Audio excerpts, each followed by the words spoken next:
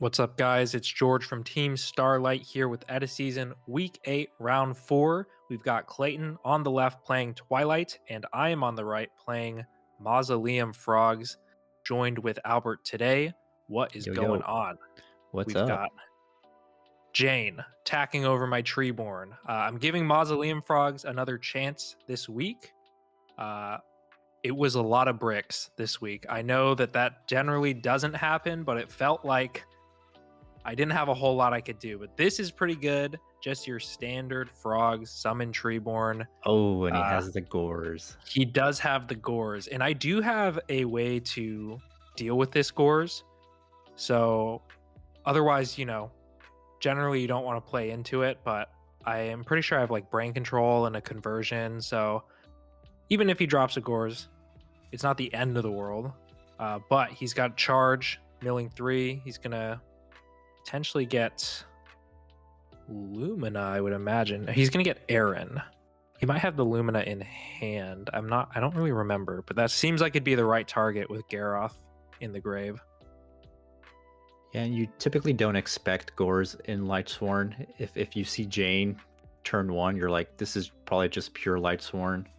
Yeah. Yeah, he goes for the Lumina play. He does have it in hand.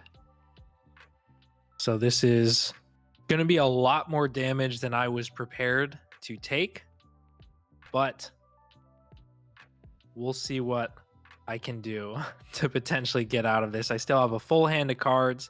He's going to go Lumina mill 3, Garroth mill 2, and he is going to draw 1 off the Raikou. So things are starting to spiral very quickly.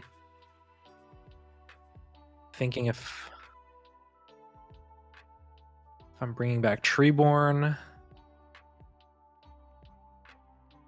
and I have a couple potential plays that I can do. I don't think anything feels super favorable, so I'm going to brain control, steal the gores.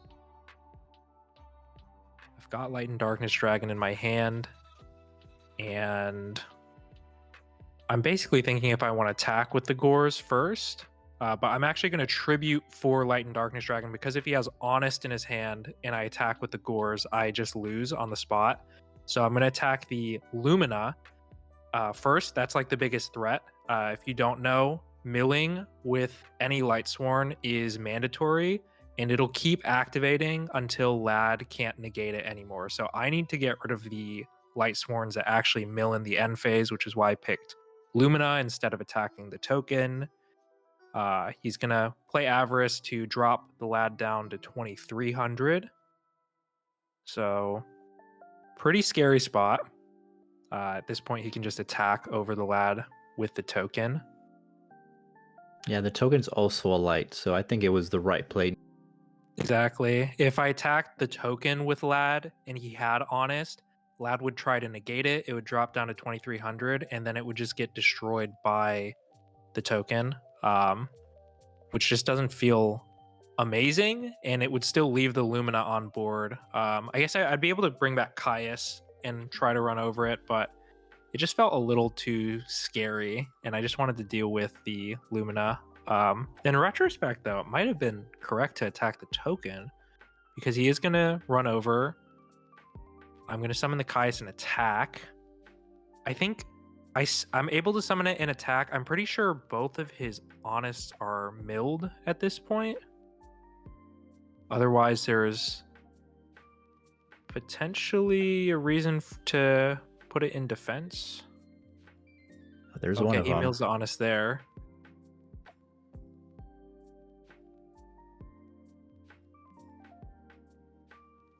Yeah, So his a lot of grave is cards fully available. loaded. Yeah, this is super scary. I'm definitely not in a favorable position. I don't have a lot of usable cards in my hand. Thinking if I want to bring back the Treeborn. I'm pretty sure I have another Light and Darkness Dragon. And this is just going to be a super awkward game 1 for me, because Mausoleum Frogs relies a lot on Lad, which just generally is not very good into the Lightsworn matchup. I believe that's the play I'm going to go for again. Light and Darkness Dragon. Again, I think there's actually a really solid reason for attacking the token instead of the Aaron, but I'm going to try to attack the Aaron. He's going to drop Honest, which will drop the lad down to 2,300. The Honest gets discarded for cost, and the attack will continue. So Yeah, we're doing like it's still good that you didn't attack the token, because then you would have just killed your lad. Yeah. So right now we're just talking to make sure that we get the amount of damage right. Like the lad is going to lose 500 first, and then it goes into calc. So we were just trying to figure out, make sure that that's how it worked. He's checking his graveyard, and this is crazy now that I'm thinking about it, but he's got a pretty loaded graveyard. He's milled more than half of his deck, but I think this Dark Armed in his hand is live. Wow, that's pretty crazy, having milled half your deck. I didn't really realize, but that's actually insane, because I know it. Well, right now he's talking about like how, like if lad will destroy the monster if it activates its effect, and I'm just saying like no, it just negates it. So Dark Armed would not get destroyed, and that's what he's confirming. He's gonna Brain Control, paying 8, drops the lad down to 1,800. Summons play and goes for a synchro play.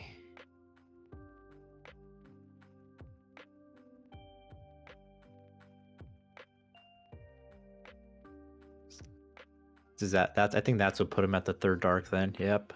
Yeah. So he had to think through it a little bit, and this is at this point game, because I'm pretty sure I have Fader in my hand too. But what he can do is keep negating with lad by using Dark Arm's effect, and then just attack over 4 games. So Right. we're gonna go into the next match, game 2. Solid play, good out. Yep. Getting the Dark Arm live, super important. I'm going to go set, pass. I do remember specifically in this matchup, I think game 1, I opened double Treeborn, and spoiler, I think game 2, I opened double dupe. So he's going to go Gold Sark for JD.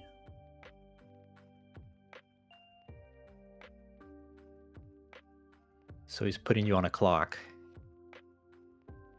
He mills a JD and an Honest. Solar Recharge. Mills the Solar Recharge and a Chaos Orc. Turboing a little bit. I've got another Treeborn set.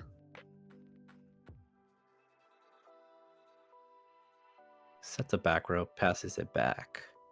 We'll see. I'm going to bring the Treeborn out. Checking his graveyard.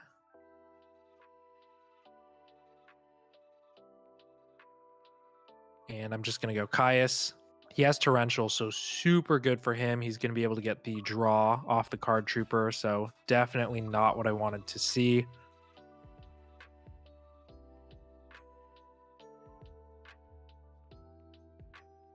Avarice. This early on, Avarice is it's going to be really tough. So he's gaining a lot of advantage. He's got 6 targets, so he's thinking on what he wants to add back. I do have DD Crow, so I'm thinking about what I want to banish. Initially, I'm thinking Lumina makes the most sense because it's a Lightsworn name, but I actually have an out to JD in my hand. I don't know if you can see a little glimpse of it, but I have Dark Dust Spirit. So I actually choose to banish the Honest, because if he has something like Beckoning or Monster Reincarnation, that's actually a bigger threat. So he's going to go Sangan, Poke, set a back row, and I've got to do a major think here. Or maybe it's next turn. I'm going to bring back the Treeborn.